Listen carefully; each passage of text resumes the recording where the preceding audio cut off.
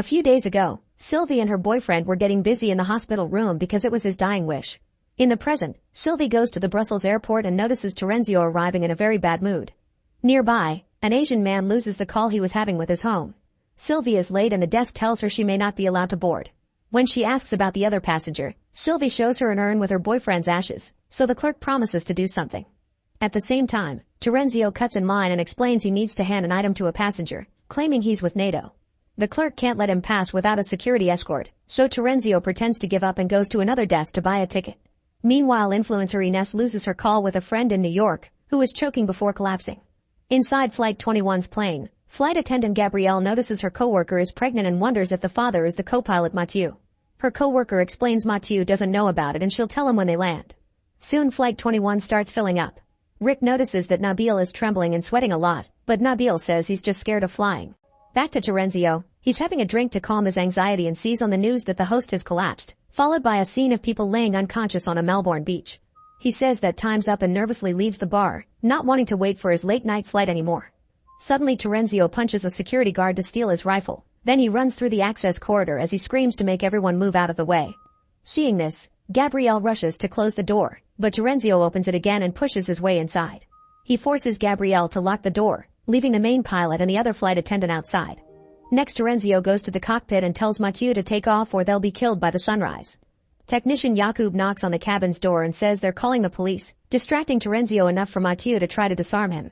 However, Terenzio shoots and hurts Mathieu's hand before asking him to fly the plane. When Mathieu explains he can't do it alone, especially now that he has a wounded hand, Terenzio goes to the corridor and asks for any pilots. Sylvie comments that she has piloted helicopters before and she's dragged to the cockpit. Gabrielle makes everyone sit down and fasten their seatbelts while Mathieu calls the control tower to request takeoff, but he gets no answer. Under Terenzio's pressure, the plane takes off anyway. Once it's stable, Mathieu demands an explanation, and Terenzio insists he's a NATO officer. He only knows that the sunlight will kill them all, and that's why Asia and the Americas have already been affected. Terenzio wants them to confirm the story on the radio, but he accidentally destroyed it when he shot. He still demands Mathieu to keep going west without stopping. In the meantime, the passengers don't have Wi-Fi even though the tickets included the service, and Ines wonders if this is connected to what happened to her friend. Rick still thinks Nabil is suspicious, so he silently gives Gabrielle a note saying that Nabil is a terrorist and she warns Jakub. In the cockpit, Mathieu is bleeding heavily and Sylvie convinces Terenzio to let her look for a doctor. Laura volunteers because she's a healthcare aide and she's brought to the cabin too. While she checks the wound, Mathieu convinces Terenzio to let him talk to the passengers. Using the announcement system, Mathieu lies to avoid panic, saying that Terenzio will leave at the next airport and that they'll fly to Moscow without him. While Terenzio goes to the cabin, Sylvie proposes to land at the international airport in Iceland and Mathieu agrees, saying the presence of an unknown plane will get the attention of the authorities. Laura has cleaned Mathieu's hand but she has no tools to close the wound, so they heat up a knife to cauterize it. In the cabin, Terenzio argues with the passengers and loses his mind, but they shut up when they hear Mathieu scream. Meanwhile, Horst asks Gabrielle about the Wi-Fi and she says it's been broken all week. When Laura returns to the cabin, she and Ayaz admit to each other that they heard something about the sun. Suddenly Nabil starts coughing like crazy and Laura wants to help him. When Terenzio tries to stop them from moving, Ayaz uses the chance to disarm him and makes Gabrielle lock him up in the bathroom. Then Ayaz threatens Mathieu, demanding the truth. Mathieu explains he lied to trick Terenzio and that they're actually going to Iceland where the authorities can arrest him. This story is believed and Ayaz hands over the weapon, which Jakub puts away. Moments later, the plane is getting closer to Iceland. The radio still isn't working, so Mathieu decides to fly above the airport to check the situation before landing. To his shock, the whole area is on fire and there are desperate people trying to escape. Sylvie wants to help, but Mathieu points out he can't land because the runway is also on fire. Finally, believing the sun story, Mathieu frees Terenzio, who demands to have his gun back before answering questions. He tells everyone that the sun will kill them and that they must keep going west, but Mathieu explains they don't have much fuel left. Sylvie finds that the closest airport is in Scotland, so Mathieu agrees to go back despite Terenzio's protests. If they make good time, it'll still be dark there. Meanwhile, Nabil continues to be ill. Osman manages to communicate with him in Arabic and learns that Nabil swallowed diamonds. When they get close to the Scotland airport, the engines start failing and Mathieu cuts them off. Then he tries to slide the plane in, which causes a lot of shaking but thankfully still lands safely right before it crashes against a building. Ignoring Gabrielle's warnings, Ines activates the inflatable emergency slide and immediately leaves the plane with the others soon following. Now their phones are working again and they receive news reports proving Terenzio's story. At that moment, 3 soldiers from the Royal Air Force arrive in a truck and tell them the world ended. There are no people left in the airport except for these soldiers, who explain they must keep flying into the night. A flashback shows Yaqub and his wife discussing their plans to have children. Yaqub is sad that he has a shift at the airport on the night his wife is fertile. In the present, Yaqub keeps trying to call his wife to no avail. In the plane, Laura tries giving Nabil chest compressions, but it's too late, he's already dead. The soldiers inform them they have 45 minutes until sunrise, so they have to fuel up and take off towards the west quickly.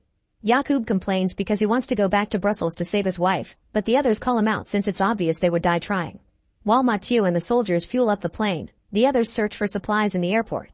Nabil's body is thrown in the cargo, where Ines finds a bottle of alcohol that she hides in her purse. Meanwhile, Zara says the son's story is a lie and that she wants to stay here with her sick son Dominic because flying isn't good for his lungs. When Sylvie tries making her see reason, Zara slaps her. Sylvie responds by capturing her and Laura injects her with a sedative to carry her back. The plane soon takes off and John explains to Sylvie and Mathieu that they need to keep a high latitude in order to stay in the dark while presenting a map with flight range annotations. Since John has flying experience, Sylvie lets him be Mathieu's co-pilot. Meanwhile, Soldier Roger and Ayaz are trying to fix the radio and the Wi-Fi by opening the plane's floor with a blowtorch, hoping to find the comm system. Sylvie notices Yaqub is upset over his wife and shares that she lost her boyfriend, admitting that she even considered self-deleting. She points out that even if they lost their will to live, there are people who need their protection and that he may feel better if he's useful. Yaqub joins Roger and Ayaz acts as a translator between them. Sadly, Yaqub says that the radio is too damaged for repairs. Thanks to Horst's meddling, they get the internet working again. Many passengers get messages from their loved ones saying goodbye, leaving them devastated. Rick finds an article about the theory that this was caused by changes in the sun's polarity. Horst finds it interesting and reveals that he's a climate scientist working for the European Commission.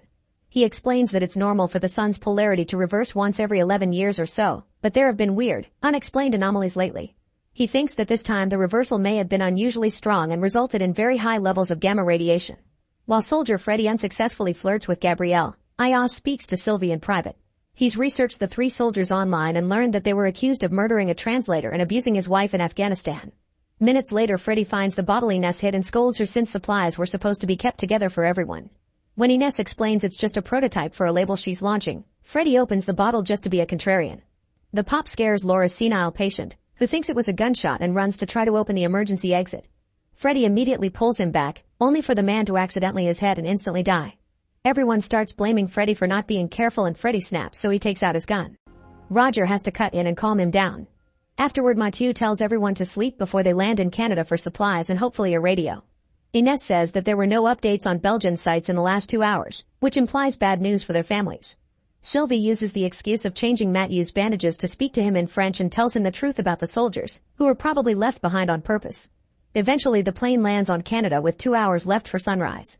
Mathieu asks the soldiers to search for a radio, but they get suspicious, so they make Yaqub and Gabrielle come along. The group takes a truck to drive through town and Gabrielle is horrified to see bodies inside a school bus. Meanwhile, Mathieu tells the other passengers the truth about the soldiers. Yaqub will try to lose them, so they must grab supplies and be ready to leave quickly. Ayaz and Osman prepare Nabil's body and give him proper burial. Rick and Horst examine a random dead body in the airport and notice the tongue looks like microwaved meat. In town, the group makes it to a store and Yaqub finds a new radio, but he doesn't tell the others. When the soldiers go looking in the back room, Yaqub locks the door behind them. Not knowing the truth, Gabrielle is now scared of Yaqub and refuses to follow him. Yaqub runs as the soldiers shoot the lock to open it and come after him. Stealing another car, Yaqub drives away and the soldiers follow him in the truck. Gabrielle is left behind to die in the morning. Soon Yaqub makes it to the airport and gets in the plane just in time. As it starts to move, the soldiers run after it with open fire, damaging a window. A flashback shows Mathieu doing the naughty with the other flight attendant. At that moment his wife arrives, so the attendant ran to hide. However, the wife saw the female clothes on the floor anyway. In the present, the plane has taken off safely, but they don't know how long the damaged window will last. Terenzio is tired that Mathieu is making all the decisions and wants them to work together, so an argument ensues. Suddenly they hear someone on the radio from another plane claiming that there's an underwater facility in Hawaii called the Mars Sphere where astronauts were trained. It can hold 100 people and the water is protecting it from the sun. The other plane found the coordinates painted on a wall, so they guess someone was spreading the message. Mathieu announces they'll be going to Hawaii and Terenzio gets mad again, triggering another argument. Sylvie goes to the cabin and learns that Rick and Terenzio won't let the others eat until they agree on some rules. If Hawaii doesn't work, then they must choose the next destination together. Everything must be shared equally, and no one gets kicked off the plane unless they all vote on it. Ayaz and Terenzio almost get in a fight, but they're interrupted by a sudden alarm. Sylvie rushes to help Mathieu, but the alarm just shuts down on its own only for another one to start. Since these two alarms aren't connected at all, Mathieu concludes one of the soldiers managed to climb on board during the chase and now is messing with the cables. When Mathieu goes to talk to the passengers, Ines informs him that she found Gabrielle on Instagram and she made a post saying she didn't blame them. Then Mathieu tells them about the soldier and explains he'll take more altitude to let the lack of oxygen knock the soldier down. Ines tries to get some water and Terenzio makes her trip. Another argument begins while Laura notices that the crack on the window is getting bigger. In a few seconds it finally breaks and the plane loses pressure as it begins to shake. Everyone rushes to put on the air masks and help each other stay on their seats while Mathieu and Sylvie work hard to stabilize the plane. In the chaos, Jakub manages to find a panel and covers the window, which puts the plane back to normal just in time. After another argument, Mathieu announces they can't go to Hawaii for now because they can't fly fast enough to get there before sunrise. They'll have to find fuel first. Dominic's having trouble breathing, but thankfully Ayaz knows a trick with the pipes from the air masks that helps him breathe again. Suddenly an alarm wails and Mathieu discovers that the hydraulic system isn't working properly. Someone will have to head deep into the plan and get the soldier out since he's obviously causing this. When Terenzio starts complaining again, Mathieu agrees to vote for everything just to shut him up. Everyone votes in favor of kicking the soldier out and it's agreed that Ayaz, Jakub and Terenzio will do the job. Using the blowtorch, they open a hole and get inside the plane's cargo compartment. Mathieu returns to the cockpit and discovers Sylvie has found an airport nearby. Without consulting the others as promised, Mathieu turns the plane in that direction. Laura talks to Zara and learns about Dominic's poor condition. Then she goes to see Mathieu and asks him to fly lower so Dominic can breathe a little better. Mathieu refuses at first because it would use more fuel, so Laura reveals that Gabrielle left a message on Ines' Instagram saying that the other flight attendant was pregnant with his child. Feeling guilty, Mathieu starts flying lower. Meanwhile the three men keep making their way through the plane. When they finally make a hole that gets them to the wheels, Freddy reaches inside and grabs Terenzio's gun to bite his fingers. Terenzio lets go of the gun and Ayaz takes over, quickly shooting Freddy dead. Afterward the trio returns to the cabin where everyone is looking serious. Osman has told everyone he saw blood on the blanket that covered Nabil's body and that Ayaz sent him away mid-burial, so he thinks Ayaz cut Nabil open to get the diamonds. Ayaz takes out a bunch of emeralds and admits he did open Nabil, but he didn't kill him. In fact, he was the one who paid Nabil to smuggle the emeralds, and Nabil died because he didn't follow the correct packing procedure. Rick reveals he is handcuffed because he's a security guard and wants to keep Ayaz cuffed for now, which everyone votes in favor of. A new flashback shows Ayaz walking down a red light district and entering a naughty house. His guards were holding down a man that hurt one of the workers. The man threatened to call the police, but Ayaz explained they were all under his bribes. He told the guy he could leave if he left his watch as payment, but the man refused. Then Ayaz took out a whip and started hitting him with it. In the present, the plane has landed on Alaska and Jakub can finally repair the window properly. Mathieu gets to fuel the plane up again, but because of the incoming sunlight, they can't go to Hawaii yet, they must keep going west. Rick keeps insisting they should kick Ayaz out and is frustrated because Terenzio doesn't back him up anymore. When the group enters the airport to look for supplies, they bring Ayaz along for a trial, learning he was a dealer and a hustler. Ayaz explains he had to escape his homeland and ended up doing crime just to survive because Belgium isn't nice to outsiders. Terenzio interrupts the conversation to say they should go back to Brussels because his fellow NATO people mentioned a bunker. He doesn't know where it is, but there should be documents. To Rick's shock, Terenzio also says they should keep Ayaz because he works well during a crisis. The others are wary, so Terenzio vouches for Ayaz and promises that if something happens, both of them will leave the plane. Most of the group votes in favor and they take off again. In the plane, Sylvie asks Ines to go online to research the facility in Hawaii and the possible NATO bunker. Afterward Horst tells Sylvie and Mathieu that the fruit they picked up in Canada has no taste. He theorizes the sun incident is breaking the food's DNA, meaning it has no nutritional value. It seems it's only affecting fresh food and canned stuff is fine. Moments later the plane starts going through some turbulence. Sylvie rushes back to the cockpit but Mathieu has already solved the problem. He starts laughing like a maniac and Sylvie worries that the lack of sleep is affecting his mental health. She tells him to rest because she can take over, but he refuses. Then Sylvie brings Ayaz and Rick over and the men drag a yelling Mathieu out of the cockpit. Noticing everyone's judgment, Mathieu finally agrees to rest and goes to the bathroom. Suddenly they hear a message in Russian on the radio and bring Zara to translate. Because of the static it isn't entirely clear, but it appears to be an astronaut in the International Space Station repeating the word Stara 17. At the same time Ines informs Sylvie and Jakub that the Hawaii safe haven was never completed, so they can't go there. Mathieu is needed to choose new coordinates and everyone realizes they haven't seen him in a while. They open the bathroom and discover he's passed out. Laura theorizes his wound is infected, so they'll have to amputate his hand. She isn't a surgeon and she doesn't have the right tools, so she doesn't think she can do it now. The group agrees they must land on Brussels like Terenzio wanted. The group asks Sylvie, who explains she doesn't know how to land a plane, but they convince her to use an online video. She reluctantly agrees to do it but points out taking off is much harder, so Mathieu will have to recover for them to leave again. Jakub brings over a phone and starts guiding Sylvie through the landing process.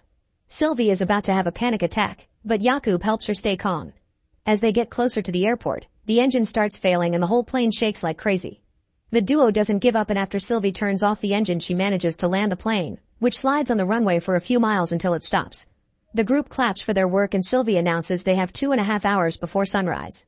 They start dividing tasks to do in town while Jakub announces he'll stay to figure out what happened to the engine. Horst realizes that the fuel is organic-based, meaning it's affected by the sun phenomenon like the fruit.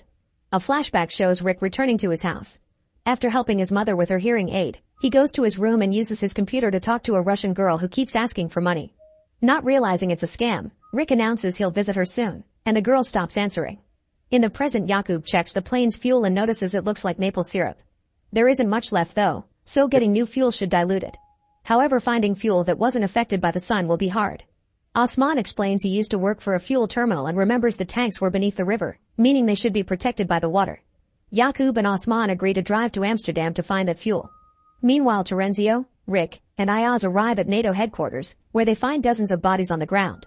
Terenzio takes them to the room where he heard the ambassadors talk about the sun and they start searching for any useful information. Rick notices security cameras and decides to find the footage to see if they can learn more. After Rick leaves, Terenzio starts making nasty comments about Ayaz's homeland and Ayaz slaps him for it. Terenzio punches him in return and a fight begins. At first it looks like they're equal, but Terenzio manages to land a strong punch that knocks Ayaz out. Then Terenzio joins Rick, who has been watching the footage. He's learned that there's a bunker in Bulgaria mentioned together with Stara 17, the same words the astronaut said on the radio. Rick asks where Ayaz is, but Terenzio tells him that he went back to the plane with more supplies. He also says he got hurt because he fell.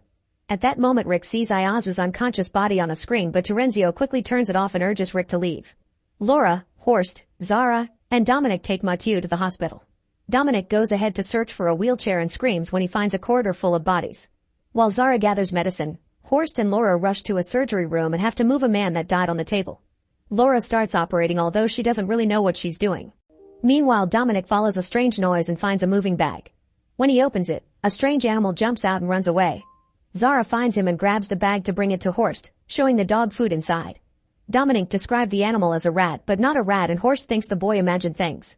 Laura finishes the operation but is reluctant to move Mathieu because he isn't stable yet and his heart could stop. However, they're running out of time and they have no choice but to put Mathieu on a stretcher. At the airport, Sylvie and Ines are looking for food and also find tons of bodies. After seeing a couple that died together, Sylvie needs a moment alone. Ines tries following her, however Sylvie gets on a vehicle and drives away. Moments later, Jakub and Osman come back with some fuel. Hearing Ines' story, Jakub goes looking for Sylvie, who is at her old house with her boyfriend's ashes. Soon Terenzio and Rick also make it to the airport, and Rick gets suspicious when Terenzio fakes surprise at hearing Ayaz didn't make it. Soon Jakub finds a crying Sylvie at her place. After sharing how upset she is, she kisses Jakub, who doesn't kiss back. Sylvie pulls back and apologizes, explaining her emotions got the best of her. In NATO, Ayaz is painfully crawling out of the building. In the plane, the hospital team brings an awake Mathieu to the cockpit. He concludes the fuel isn't much and that he'll need lots of help to pilot. Thankfully, Sylvie comes back just in time to team up with him again. Meanwhile, Zara demands to know the truth about Ayaz and Rick shares his suspicions. A furious Terenzio pushes him down and says Rick was the one that hurt Ayaz. Zara doesn't want to leave without him, but they don't have any time left. The plane gets ready to take off, but they stop when they see Ayaz arrive in a car. Suddenly, Terenzio appears proudly wearing a military uniform. He gets into a fancy sports car where Ines is waiting to tell him how cool he is as she gets affectionate. At that moment, Terenzio wakes up, revealing he's been banished and handcuffed under the floorboards. Meanwhile, the others check a map and learn that the coordinates Rick got from NATO match a hydroelectric dam in the Stara district, so they think there may be a hidden bunker under the water. Unfortunately, they're missing a few decimal points to the coordinates, so they aren't sure exactly where it is. They'd only have 30 minutes to search before the sun rises, but they don't have any other options since they don't have enough fuel to go somewhere else. Zara speaks privately to Ayaz, who has offered to carry Dominic during the search. She explains that she's not sure she'll be able to run for long because she's weak after selling her kidney to be able to pay for Dominic's treatment. Zara makes Ayaz promise to carry her son no matter what. Afterward, Rick apologies to Ayaz for leaving him behind and insists Ayaz should hurt him to make it even. Instead, Ayaz tells him of his time in prison and how he never returned to his family. In return, Rick tells him about his online love and shows him a picture of her. At that moment, Ines walks in and recognizes the model in the picture, so Rick finally realizes he's been scammed and throws the photo in the trash. Minutes later, Mathieu announces they'll be landing soon. Then Sylvie asks the group what to do with Terenzio. Most of them want to leave him, but Ayaz doesn't want to possibly die while having killing a man as his last action, so Sylvie agrees to bring him along. Eventually the plane lands and they find 2 vehicles nearby, so the group immediately splits into 2 to start searching as fast as possible. In a hurry, Sylvie forgets her boyfriend's ashes. A few miles later, Ayaz starts having a fit while driving, causing the car to crash and Dominic to pass out. Ayaz is in a frozen state and Horst has to snap him out of it. The car won't start again, so this group has to continue on foot. Even in this condition, Ayaz carries Dominic and confesses to Zara that he's been having those fits since Terenzio beat him up. They want to call the others but there's no signal, so they take whatever road looks best. With only 18 minutes left for sunrise, Sylvie's group finds the facility and goes inside, noticing the gate shutting behind them automatically. Osman runs to try to keep it open, only to get an electric shock that knocks him out. The others find a button that opens the gate, however if they don't keep it pressed the gate closes again. Terenzio volunteers to stay with the button while waiting for the others, but Sylvie doesn't trust him and handcuffs him to the pole before tossing the keys to the ground. If Terenzio wants freedom, he'll have to open the gate for the others. Then Sylvie and the others keep on moving, finding tons of army vehicles along the way. Eventually they find a locked door, so they hit it with rocks until they break it open. Everyone rushes inside except for Sylvie, who wants to wait for the others. Soon Ayaz's group arrives near the facility but there's an old gate in the way. Ayaz wants to climb it, however Zara translates the sign and says it's electrified. Horst says they should stand on something non-conductive to avoid the shocks and the group starts removing a tire from an abandoned truck since it's made of rubber. They also cover the razor wire with shirts and jackets. Horst climbs first and teaches them to never touch 2 wires at the same time. He jumps to the other side safely, so Ayaz follows with Dominic. Just as the sun is about to come up, Sylvie finally finds Ayaz's group and they all run to hide inside the facility just in time. Terenzio tries breaking the handcuffs and reaching the keys to no avail, so he looks at the sun and waits for the end. Inside the facility, some soldiers welcome the group and ask for their help solving a new problem. Make sure to subscribe and turn on notifications so you can watch more videos like this. Thanks for watching.